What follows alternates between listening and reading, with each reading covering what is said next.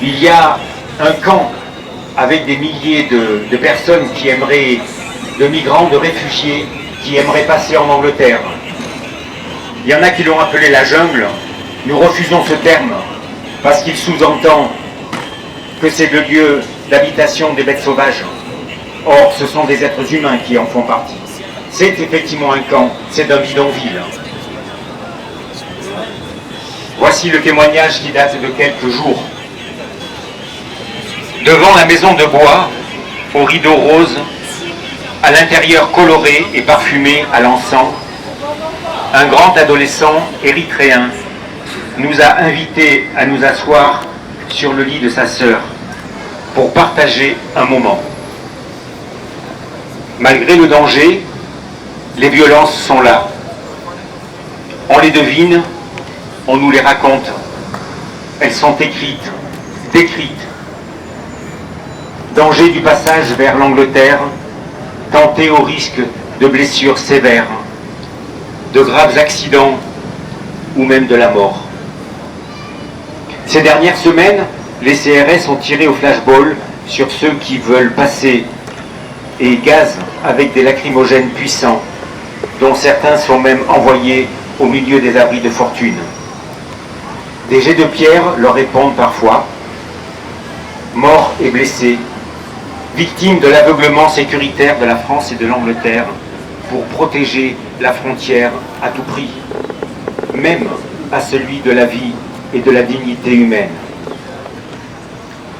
Mais des associations ont porté plainte et le juge des référés du Conseil d'État, dans une ordonnance du 23 novembre 2015, c'est pas vieux, a confirmé l'ordonnance de notre juge des référés, celui du tribunal administratif de Lille, qui a ordonné plusieurs mesures pour améliorer les conditions de vie des migrants et des réfugiés à Calais, dans un délai de 48 heures, sous astreinte de 100 € par jour de retard.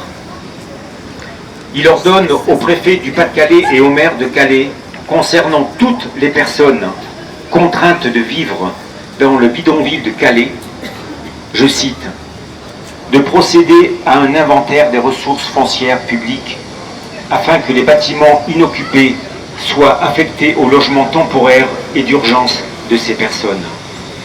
De procéder à toute mesure utile pour assurer au moins 2 services de repas quotidiens.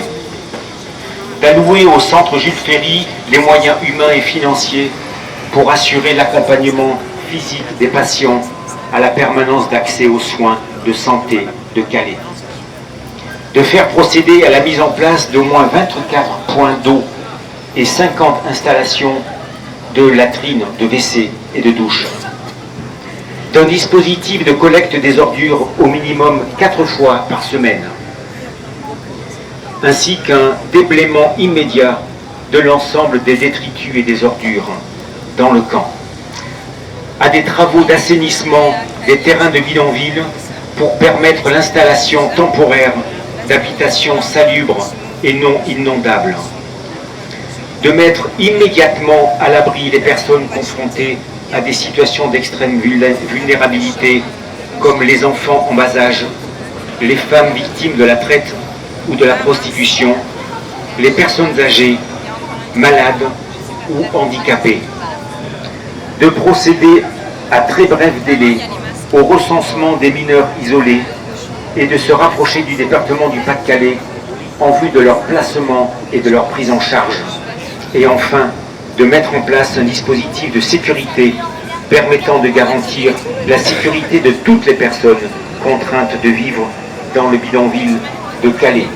Autrement dit, vous avez bien compris, il demande à la police non pas de réprimer ce qui a été fait précédemment, et on ne met pas en cause la police, mais les ordres qui sont donnés, mais demander que la police soit là pour les protéger.